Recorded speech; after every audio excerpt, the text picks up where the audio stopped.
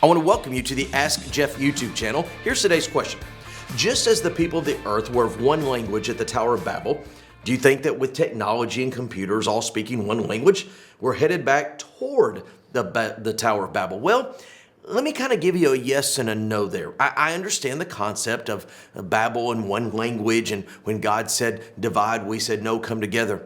But Jesus made it very clear in Matthew chapter 24. Peter, James, John, and Andrew have pulled him aside to the Mount of Olives. And Jesus has explained to them that what we know is the temple is going to be destroyed one day. So they basically ask him two very strategic questions. When shall these things be? Tear down the temple, and what will be the sign of your return?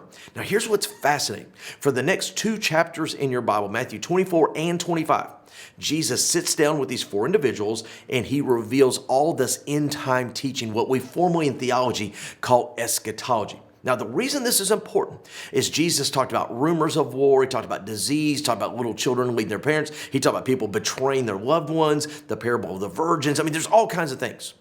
But there's one fascinating allusion.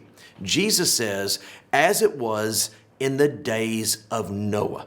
Jesus didn't say the days of the Tower of Babel. Now, here's what's important. I do believe that alluding to the Tower of Babel is very apropos because you do see the world headed toward one language. You do see the world headed toward one culture because in the book of Revelation, it talks about this Antichrist figure. Book of Revelation calls him the beast that has a one world government with one system. So I do believe that the Tower of Babel, there's an aspect to it. Absolutely. But if you want to get real specific, Jesus says, study the days of Noah. What was happening in Genesis chapter 6? What were they doing? What caused God's judgment then? You'll see it's going to cause his judgment in the future. And scarily, I think our society looks a whole lot more like the days of Noah than even the Tower of Babel. Great question. If you have one, send to askjeff.net. Maybe your question will be tomorrow's.